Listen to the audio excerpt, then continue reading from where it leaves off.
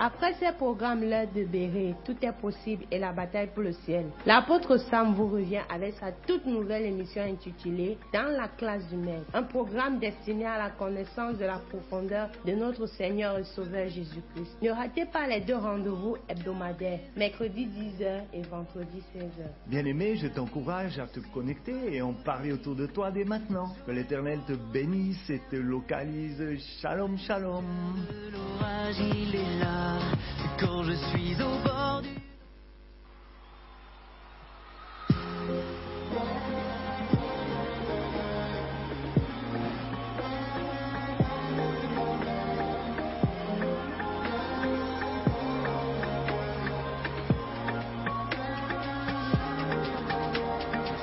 Dans l'océan de mes tourments, souvent mon cœur désespère. Face à l'abîme, si mon bateau dérive, j'aurais foi en l'éternel. Même au cœur de l'orage, il est là. Et quand je suis au bord... Chers amis, bonjour à toutes et à tous, chères auditrices, auditeurs, soyez bénis, soyez localisés par la grâce de Dieu. Et bienvenue dans l'émission. Nous sommes assis aujourd'hui dans la classe du Maître. Le Maître étant Jésus-Christ de Nazareth, bien sûr. Sois béni et écoute bien la parole aujourd'hui. Tu vas être enseigné, nous allons être enseignés ensemble et par le Saint-Esprit. Et rappelle-toi, un jour il a dit, je vous enseignerai toutes choses. Aujourd'hui, nous sommes assis à la classe du Maître pour apprendre la puissance de Dieu. Bien-aimé, tu as besoin de la puissance de Dieu. Il y a beaucoup de chrétiens, beaucoup d'enfants de Dieu qui marchent sans puissance dans le monde. Et aujourd'hui, nous allons être enseignés. Cherche, ou bien alors tu as besoin de la puissance de Dieu. Tu peux même dire là où tu es, j'ai besoin de la puissance de Dieu. Je me rappelle une histoire. Et c'est un monsieur qui pose la question à une jeune femme. Et lui dit, si dans ton jardin tu as le plus grand des trésors qui existent dans le monde, que vas-tu faire? Elle dit, mais je vais chercher. Ok, si le trésor qui est dans ton jardin est enterré profondément, elle dit, mais je vais creuser. Elle dit, mais si tu as à disposition seulement pour creuser une cuillère en plastique, comment vas-tu faire? Elle réfléchit, mais elle se dit, mais c'est impossible, comment je vais faire? Ou bien alors, elle va dire, même si c'est la cuillère en plastique, je vais creuser. Ok, admettons que le trésor soit sous un rocher de 3 mètres de diamètre et que tu as toujours seulement la cuillère en plastique, que vas-tu faire? Elle réfléchit encore et elle pourrait dire, mais comment creuser un rocher avec une cuillère en plastique? Ou bien alors, le fait de faire le tour me prendra du temps. Non, je laisse. Bien aimé, il faut chercher la puissance de Dieu, la présence de Dieu comme un trésor. Même si tu as quoi pour déterrer ça, même si on te dit que c'est le seul trésor que tu as, vas-y, creuse. Bien aimé, cette jeune fille donnait son attention de découvrir ce trésor. Aujourd'hui, quelle attention tu as de découvrir que la puissance de Dieu est disponible? Nous allons apprendre ceci à travers beaucoup de récits bibliques. Et nous allons déjà commencer par un premier récit de multiplication des pains. Tu connais la multiplication des pains. Nous allons voir, il n'y en a pas qu'une dans la parole de Dieu. Et nous allons ouvrir ensemble la parole de Dieu vivante et efficace dans 2 Rois chapitre 4. Je t'invite à ouvrir là où tu es, 2 Rois chapitre 4, versets 42 et suivants. Il est dit là. Un homme arriva de Baal-Shalisha, pas facile à prononcer. Il apporta du pain des prémices à l'homme de Dieu, 20 pains d'orge et des épis nouveaux dans son sac. Élisée dit, donne à ces gens et qu'ils mangent. Verset 43, son serviteur répondit, mais comment pourrais-je en donner à 100 personnes? Mais Élisée dit, donne à ces gens et qu'ils mangent, car ainsi parle l'Éternel, on mangera et on en aura du reste. Verset 44. Il mit alors les pains devant eux et ils mangèrent et en eurent du reste. C'est-à-dire, ils ont été rassasiés selon la parole de l'Éternel. Selon la parole de l'Éternel. Bien aimé, c'est l'homme de Dieu qui avait, Élisée, qui avait parlé, mais c'était la parole de l'Éternel qui était passée à travers sa bouche et qui avait provoquer, déclencher une démonstration d'esprit et de puissance. Et cette démonstration, c'était la multiplication. Ce jour-là, 100 personnes ont été nourries. Il y a un deuxième récit de multiplication. Ouvre avec moi dans Matthieu chapitre 14. Comme tu l'as entendu, nous sommes assis dans la classe du Maître et nous sommes dans l'étude de la parole de Dieu. Matthieu 14, versets 15 et suivant. Écoute, le soir étant venu, les disciples s'approchèrent de lui et dirent, « Ce lieu est désert, et l'heure est déjà avancée, renvoie la foule, afin qu'elle aille dans les villages pour s'acheter des vivres. » Verset 16, Jésus leur répondit, ils n'ont pas besoin de s'en aller, donnez-leur vous-même à manger. Ouh là là, l'épreuve. Verset 17, mais ils lui dirent, mais nous n'avons ici que 5 pains et 2 poissons. 18, et il dit, apportez-les-moi. Il fit asseoir la foule sur l'herbe, au verset 19, prit les 5 pains et les 2 poissons, et levant les yeux vers le ciel, il rendit grâce. Puis il rompit les pains et les donna aux disciples, qui les distribuèrent à la foule. Au verset 20, il est dit, tous mangèrent et furent rassasiés. Et l'on emporta 12 paniers pleins des morceaux qui restaient. Ceux qui avaient mangé étaient environ 5000 hommes, sans les femmes et les enfants, bien sûr. Imagine, mon frère. En fait, je comprends quoi par ce texte, c'est que Dieu n'est pas gêné par l'explosion démographique, par un nombre certain de personnes. On est à présent quelques milliards sur notre terre, je crois que nous approchons les 9 milliards, ou si on n'a pas déjà dépassé. Et il y a seulement quelques millions qui sont chrétiens et qui sont évidemment susceptibles d'apporter la bonne nouvelle. Du temps d'Élisée, Dieu a multiplié le pain pour une centaine de personnes. Bien aimé, j'ai vécu cette multiplication dans mon mariage. Je me souviens, la chef de cuisine qui avait préparé pour un deuil 140 poulets le week-end d'avant, me dit, j'ai été plus dépassé par tes 70 poulets que les 140 poulets. Dieu avait multiplié d'une manière extraordinaire et nous avions nourri plus de 650 personnes ce jour-là. Bien aimé, c'est extraordinaire. J'allais utiliser le mot incroyable, mais pour un chrétien, c'est le mot miraculeux qui est adapté. Alléluia, le mot incroyable, impensable, n'existe plus. C'est miraculeux. C'est possible, bien aimé, que la puissance de Dieu soit la part de ta personne, de ton couple, de ta famille, soit ta part aujourd'hui. Rappelle-toi aussi, on vient de le lire, que du temps de Jésus-Christ, Dieu a multiplié le pain pour 5000 hommes. Il est bien dit, plus les femmes et les enfants. Donc, on peut estimer là au minimum 20 000 personnes à partir de 5 pains et de 2 poissons. Dis avec moi, Dieu a nourri 20 000 personnes au minimum à partir de 5 pains et 2 poissons. De 2 poissons à 20 000, ça fait une multiplication de 10 000. Fais le calcul. Bien aimé, la foule autour de nous est affamée spirituellement à cause des ténèbres qui l'aveuglent. Et on le voit dans Jean 1, verset 5. Ouvre avec moi Jean 1, verset 5. Il est dit, la lumière luit dans les ténèbres, et les ténèbres ne l'ont point reçue. Donc la lumière étant Jésus-Christ, à lui, on a vu cette lumière dans les ténèbres. La lumière, c'est l'espoir, c'est la vie, c'est la vérité, c'est le bon chemin. Bien-aimés, recevons cette lumière aujourd'hui. Jean 3, verset 19. Ouvre avec moi Jean chapitre 3, verset 19. Et ce jugement, c'est que la lumière étant venue dans le monde, les hommes ont préféré les ténèbres à la lumière, parce que leurs œuvres étaient mauvaises. Bien-aimé, je ne peux pas voir la lumière si je suis dans des œuvres mauvaises. Reviens, mon frère et ma sœur, de tes mauvaises voies, et tu verras le bout du tunnel, c'est-à-dire la lumière. 1 Jean 2, verset 11. 1 Jean 2, verset 11, nous voyons ici que celui qui est son frère est dans les ténèbres, il marche dans les ténèbres, et il ne sait où il va, parce que les ténèbres ont aveuglé ses yeux.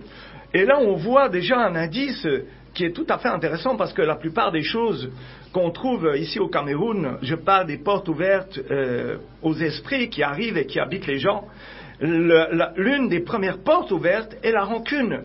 Et la personne est dans les ténèbres parce qu'elle en veut à quelqu'un.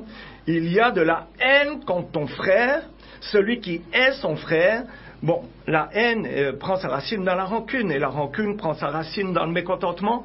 Il faut bannir le mécontentement, et tu vas travailler ainsi la rancune. Bien-aimé, il y a une foule là-dehors, et elle cherche son équilibre spirituel. En fait, cette recherche est mal dirigée dans un premier temps, parce que on le voit ici au Cameroun, quand on a un problème, évidemment, c'est le marabout tel, à gauche, à droite, le marabout du quartier, ou le guérisseur ou guérisseuse traditionnelle, et ce n'est pas un problème, les remèdes naturels, mais les remèdes qui viennent des marabouts, mon frère, renonce. J'ai celui qui guérit toute maladie, et il s'appelle Jésus-Christ de Nazareth. Nous sommes assis dans sa classe aujourd'hui.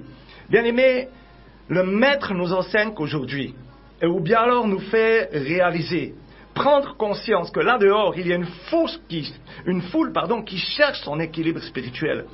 Et puis, non seulement dans cette recherche, il y a aussi cette soif. On voit cette soif, il y en a certains, ils cherchent même une dimension spirituelle un peu bizarre, vers des hommes au service du diable, qui sont abreuvés de sciences occultes. En fait, cette personne qui est dans la recherche s'enfonce dans les ténèbres, s'enfonce dans le péché, la corruption, et pour le moment, elle ne se précipite pas encore dans les églises, mais je proclame par la puissance du Saint-Esprit et du nom de Jésus-Christ qu'elle va bientôt le faire.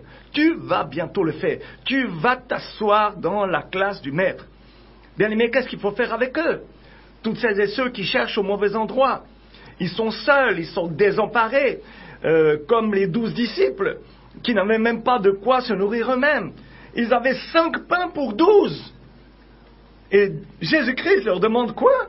Non, c'est pas pour vous, mais c'est pour vous, et en plus toute la multitude qui est là en face de vous. Vous voyez, le Seigneur nous met à l'épreuve aujourd'hui, et nous dit, je vais non seulement multiplier pour toi les choses, si tu crois, tu verras la gloire de Dieu, dans Jean 11, verset 40, mais je vais multiplier pour ta famille, je vais multiplier dans le mot multiplier, il y a le mot multitude. Il va multiplier à la multitude. Alléluia, on l'a vu dans la parole de Dieu, c'est possible. Marc 9, verset 23, tout est possible à celui qui croit. Bon, on aurait tendance à dire en voyant de nos yeux la foule, mon frère, mais tu es sûr, tu vas nous faire la honte. Eh bien, aujourd'hui, le Seigneur nous enseigne sa puissance. Et on peut voir encore une troisième multiplication des pains dans Marc 8, versets 2 et 3. Je t'invite à ouvrir. Marc 8, versets 2 et 3. Il est écrit, j'ai compassion de cette foule, car voilà 3 jours que ces gens restent près de moi et n'ont pas de quoi manger. Si je les renvoie chez eux à jeûne, ils vont défaillir en chemin. Là, on nous montre qu'une foule a faim. Et il ne faut pas les nourrir demain, il faut les nourrir tout de suite. C'est la même chose dans le monde, bien-aimé. Il y a cette soif, cette recherche de la présence de Dieu, et ils ne le savent pas, ils cherchent autre chose. Ou bien alors ils pensent qu'ils l'ont trouvé ailleurs que dans la présence de Dieu. Bien-aimé, on pourrait dire aujourd'hui, non, je reste calé chez moi, il y a de la nourriture juste pour moi, c'est-à-dire la nourriture spirituelle juste pour moi, je garde ça pour moi. Et tellement de chrétiens dans les églises ne se parlent plus aujourd'hui, parce que on ne se parle plus entre églises, même déjà, quelle catastrophe, bien-aimé, il y a le corps de Christ qui est là, il est désuni, et on ne se parle plus. Aujourd'hui, nous devons réapprendre la communication, et faire partie de cette multitude qui reçoit le miracle de Dieu, la puissance de Dieu. On a du mal à parler aujourd'hui, bien-aimés. Dieu le sait pour nous comme il le savait pour Moïse. On n'a que très peu de moyens. Dieu le sait. On n'a pas assez de nourriture pour tous. Dieu le sait. Nous sommes jeunes. On est petits. Dieu le sait. Il le savait aussi pour Jérémie. Rappelle-toi, Jérémie a dit à Dieu, mais tu m'appelles pourquoi je ne suis qu'un adolescent? Je suis le plus petit de la maison de mes pères. Gédéon a dit la même chose, de la plus petite tribu d'Israël. Mais Dieu te dit aujourd'hui, même si tu es petit, je serai avec toi et je mettrai dans ta bouche les paroles que tu devras dire à mon peuple. Jérémie n'avait pas les mots, mais il avait une bouche, il avait une langue, des lèvres, et Dieu lui proposait de s'en servir. Il était adolescent, il avait environ 12 ans, et Aujourd'hui, on peut dire aussi pour certains que nous sommes des adolescents spirituels. Nous n'avons pas reçu d'instruction. Dieu le sait. Il le savait aussi pour David. Il était un simple berger qui sentait mauvais, comme tous les bergers, qu'importe. Dieu l'a choisi. Il a gardé son cœur. David fut un homme trouvé selon le cœur de Dieu. Ainsi, bien-aimé, il a pu affronter un ennemi apparent bien plus fort. Rappelle-toi de Goliath. Et il lui a dit en plus, je viens au nom du Dieu vivant. Et il lui coupa la tête. Bien-aimé, démonstration de la puissance de Dieu à travers David. Si Dieu est avec nous, toi-même, tu connais par cœur cette parole. Qui sera contre nous? L'ennemi ne s'arrêtera pas de chercher certainement à te blesser. Mais la Bible dit que j'ai l'autorité pour marcher sur lui et toute sa puissance. Dans Luc 10, verset 19. Et que nous allons lui écraser la tête avec notre talent. Bien-aimé, sans Dieu, nous sommes faibles, vaincus d'avance. Rappelle-toi Gédéon. Il se proposait de livrer bataille à ses ennemis, les Madianites. Avec un grand nombre d'hommes, il avait environ 32 000 hommes. Et Dieu lui a fait comprendre que ce n'était pas dans le nombre que se trouvait la victoire, mais dans son bras tout-puissant, c'est-à-dire qu'il a fait passer l'armée d'Israël de 32 000 à 300 hommes. Bien-aimés, nous avons besoin de la puissance de Dieu. Nous avons vraiment peu de choses à apporter à la foule aujourd'hui. Il y a une faiblesse qui nous accable, qui nous saute aux yeux. Mais que ferons-nous? Nous sommes noyés dans la foule. On est impressionné quand on regarde une ville depuis une autre montagne. On est impressionné quand on passe d'une galerie marchande à l'autre. Que faire dans un métro qui est bondé? Je ne connais pas de métro ici au Cameroun, mais dans les trains par exemple, ou dans les bus, ou dans le taxi qui est surchargé. Imagine, tu es dans un taxi, ça m'est déjà arrivé ici, je m'assieds, et le Seigneur me dit que, eh oh, regarde, tape l'épaule de celui qui est en avant là, je veux lui parler. J'ai dit, mais il y en a deux devant. Lequel? Celui de droite, ok. Bien-aimé, agis, parle de lui à celui qui est devant toi, autour de toi. Il connaît notre impuissance, il connaît notre insuffisance, mais il connaît sa puissance. Bien-aimé, sa puissance, quand elle est libérée à travers nous, peut changer toute situation. Nous sommes insuffisants, bien-aimés, mais pas inexistants. Nous avons peu, mais nous n'avons pas rien. Nous sommes éprouvés, mais jamais anéantis. Nous sommes timides, mais pas muets. Nous sommes faibles, bien-aimés. Aujourd'hui, je te l'ai dit, nous sommes faibles. Mais Dieu veut nous revêtir de sa puissance. Tout ça, Dieu le sait. Et le peu que nous avons, c'est extrêmement précieux pour lui. Il nous dit, apportez-les-moi. C'est moi le Dieu des miracles. Commencez avant même de voir le miracle. Amen. C'est ce qu'ont fait les disciples. Il n'y a pas eu d'abord un gros tas de pain et de poissons. Ils ont commencé à distribuer. C'était au fur et à mesure qu'ils le faisaient que le miracle se produisait et que Dieu multipliait. La même chose pour moi, pour mon mariage. Je me suis aperçu à la fin. On avait nourri 650 personnes et il y avait encore pour 10 jours de nourriture au sol. On faisait quoi avec ça là? Il y avait du plateau de poulet, des plateaux de poissons, bien aimé, une abondance. Dis avec moi, c'est possible. Lis avec moi Exode 3, verset 12. Exode 3, verset 12. Et il dit, parce que je serai avec toi, c'est l'Éternel qui parle à Moïse, et ceci te sera le signe que c'est moi qui t'ai envoyé. Lorsque tu auras fait sortir le peuple hors d'Égypte, vous servirez Dieu sur cette montagne. Dans Matthieu 10, verset 42, Matthieu 10, verset 42, quiconque donnera à boire même un seul verre d'eau à l'un de ses plus petits en qualité de disciple, en vérité, je vous le dis, il ne perdra point sa récompense. Bien aimé, j'aimerais encore te donner un récit de multiplication dans 1 Roi, chapitre 17. 1 Roi, chapitre 17. À partir du verset 8, ouvre avec moi. 1 Roi 17, verset 8. Alors la parole de l'Éternel lui fut adressée en ces mots, lui fut adressée à Élie, Et au verset 9, il est dit, lève-toi, va à Sarepta. Tu te souviens de la veuve de Sarepta? C'est son histoire aujourd'hui, qui appartient à Sidon, et demeure là. Voici, j'y ai ordonné une femme veuve de te nourrir. Verset 10, il se leva donc, et il alla à Sarepta. Comme il arrivait à l'entrée de la ville, voici, il y avait là une femme veuve qui ramassait du bois.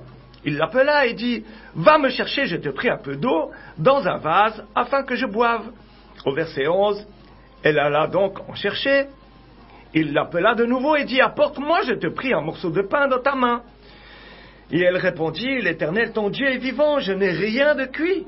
Je n'ai qu'une poignée de farine dans un pot et un peu d'huile dans une cruche. Et voici, je ramasse 2 morceaux de bois. Puis je rentrerai et je préparerai cela pour moi et pour mon fils.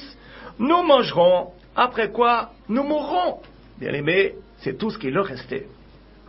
Écoute bien, ça peut être ton histoire aujourd'hui. Verset 13. Élie lui dit, « Ne crains point, rentre. » N'oublie pas que comme ça peut être ton histoire, ça peut être un message pour toi aujourd'hui. Ne crains point, rentre, fais comme tu as dit. Seulement, prépare-moi d'abord avec cela un petit gâteau, et tu me l'apporteras, tu en feras ensuite pour toi et pour ton fils. Rappelle-toi, il y a déjà multiplication dans ces paroles ici. Parce qu'il ne restait qu'un pain pour la maman et le père, et tout d'un coup, il y a un pain supplémentaire qui arrive pour le prophète. 14. Car ainsi parle l'Éternel, le Dieu d'Israël, la farine qui est dans le pot ne manquera point. Tu peux dire amen là où tu es. Et l'huile qui est dans la cruche ne diminuera point. Amen. Jusqu'au jour où l'Éternel fera tomber de la pluie sur la face du sol. On voit ici que la limite du miracle, c'est le moment où la pluie va tomber. Alléluia, ça veut dire pendant la saison sèche, il y a eu assez de nourriture. Verset 15, elle alla, et elle fit selon la parole d'Élie, et pendant longtemps, dis avec moi pendant longtemps, elle eut de quoi manger, elle et sa famille, aussi bien qu'Élie. Parce qu'on voit ici que Élie est resté dans la maison aussi pendant cette période, pendant cette époque. Bien aimé, la veuve a mis au service de Dieu le peu qu'elle avait. Un petit peu de farine, un peu d'huile et c'est tout. Elle n'avait rien d'autre, mais elle l'a donné sur la demande de l'homme de Dieu. Verset 16. La farine qui était dans le pot ne manqua point. Et l'huile qui était dans la cruche ne diminua point, selon la parole que l'Éternel avait prononcée par Élie. Si cette demande n'était pas venue, elle aurait gardé pour elle et son fils, et après l'avoir mangé, elle n'aurait plus rien eu du tout. Elle aurait dû donc attendre la mort avec son enfant. Sur le moment, mettons un peu à sa place, elle aurait pu réagir et dire, le peu que j'ai, tu me le demandes, et finalement ma condition sera pire. Pas du tout, bien-aimé. Pas du tout, pas avec Dieu. Dieu a multiplié, et au lieu de la disette, de la sécheresse, de la famine, ce fut l'abondance. C'est pas interdit de dire ce mot, même si ça te fait mal à la bouche, dans la condition que tu traverses, dis-le avec moi, l'abondance. Dieu te demande, Dieu me demande aujourd'hui de lui apporter ce que j'ai. Peut-être que tu côtoies le Seigneur depuis quelques mois sans vraiment avoir pris parti pour lui. Tu suis Dieu de loin, tu regardes, tu jauges, tu réfléchis. Souviens-toi quand même de Pierre. Pierre a marché lui-même sur les eaux. Il a assisté à de nombreux miracles. Il a vu Jésus transfiguré. Et un jour, Jésus lui dit dans Luc, chapitre 22, tu prends avec moi Luc 22, et nous allons lire une longue partie de texte, et nous allons écouter la parole dans Luc 22, versets 31 et suivants. Je lis directement verset 32, parce que le temps nous presse et nous allons prendre les choses intéressantes. Verset 32. « Mais j'ai prié pour toi, afin que ta foi ne défaille point, et toi, quand tu seras converti, affermis tes frères. » Au verset 33. « Seigneur, lui dit Pierre, je suis prêt à aller avec toi, et en prison, et à la mort. » On voit ici que Pierre s'engage avec ces mots en disant « Moi, je suis prêt à faire le tour du monde avec toi, même à perdre ma vie. » Verset 33. « Seigneur, lui dit Pierre, je le redis, je suis prêt à aller avec toi et en prison et à la mort. » Qui a déjà pris cet engagement aujourd'hui envers Dieu? Ce n'est pas tout de prendre cet engagement, bien aimé, c'est de le tenir. On va voir que Pierre ne l'a pas tenu tout à l'heure. Verset 34, et Jésus dit, Pierre, je te le dis. Et c'est là que Jésus-Christ va donner la vérité à la réalité que Pierre pense vivre. Il lui dit, mais Pierre, Tu dis que tu vas aller avec moi en prison et à la mort. Mais je te le dis, le coq ne chantera pas aujourd'hui, c'est-à-dire le même jour que tu n'aies nié 3 fois de me connaître. Verset 39, je saute un peu, saute avec moi. Après être sorti, il alla selon sa coutume à la montagne des Oliviers. Ses disciples suivirent. Lorsqu'il fut arrivé dans ce lieu, il leur dit, priez, afin que vous ne tombiez pas en tentation. Je saute au verset 46 et il leur dit, mais pourquoi dormez-vous? Levez-vous et priez, afin que vous ne tombiez pas en tentation. La plus grande tentation, n'est-ce pas aujourd'hui, de renier le Maître? Verset 54. Après avoir saisi Jésus, ils l'emmenèrent et le conduisirent dans la maison du souverain sacrificateur. Pierre, la Bible dit, suivait de loin. Et puis c'est le reniement. Je ne le connais pas, je n'en suis pas, je ne sais pas ce que tu veux dire. Et finalement, résultat, il pleura amèrement. Aucun fruit à sa vie, seulement de l'amertume, des regrets. Bien aimé, la Bible dit qu'après la Pentecôte, revenu à Dieu et rempli du Saint-Esprit, Pierre prononce un discours et Dieu agit. Dieu multiplie. Et ce jour-là, bien aimé, il a prêché quelques heures, 3000 âmes se donnent au Seigneur. C'est cette multiplication-là qui nous intéresse, bien aimé. La multiplication des âmes. Pas la recherche des 3V, visa, voiture, voyage. Pas la recherche des choses matérielles, mais du royaume de Dieu. Matthieu 6, verset 33 arrive à mon esprit. Cherchez premièrement le royaume des cieux et sa justice, et tout le reste vous sera donné par-dessus. Et toi qui côtoies Jésus depuis longtemps, qu'as-tu? Que possèdes-tu? Que vas-tu apporter au service du Maître pour nourrir la foule qui se meurt? Tu n'as presque rien. Tu te sens peut-être incapable, mais tu as une bouche, des lèvres, un cœur. Apporte-les au Seigneur. Lui, en parlant de Dieu, fera des miracles au travers de toi. Son nom sera glorifié. Amen. Que nous puissions dire comme Jérémie, dans Jérémie 12, verset 3, Jérémie 12, verset 3, « Moi, tu me connais, Seigneur, tu me vois. Tu as vérifié que j'ai pris parti pour toi. » Bien aimé, aujourd'hui, il y a une remise en question. Dans la classe du Maître, le Maître nous pose la question aujourd'hui. Est-ce que j'ai pris parti pour lui? Est-ce que je suis de son côté? Est-ce que le Maître Jésus-Christ de Nazareth est ma part? Je ne parle pas de ton pasteur, ni de l'homme ou la femme de Dieu, ni de ton père que tu appelles père spirituel, ni d'un homme. Je parle de Jésus-Christ de Nazareth. Je parle de s'asseoir dans la classe du Maître, non pour une religion, mais une relation. Dans la religion, il y a la froideur. Dans la relation, il y a le feu. Il y a l'intimité. Il y a une démonstration. Il y a de l'amour. Bien-aimé, je t'invite à faire une introspection et à vérifier si ton cœur est à Jésus-Christ aujourd'hui.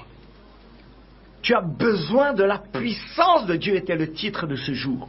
N'oublie jamais ce que l'Éternel t'a dit à travers ma bouche aujourd'hui. Je te bénis et je glorifie le nom de l'Éternel et je te donne rendez-vous vendredi à 16h pour la suite de l'aventure. Nous allons nous rasseoir à la classe du Maître. C'était votre humble serviteur, l'apôtre Sam, qui vous a parlé de la part de l'Éternel aujourd'hui. Shalom, shalom et meilleur à vous, peuple de Dieu.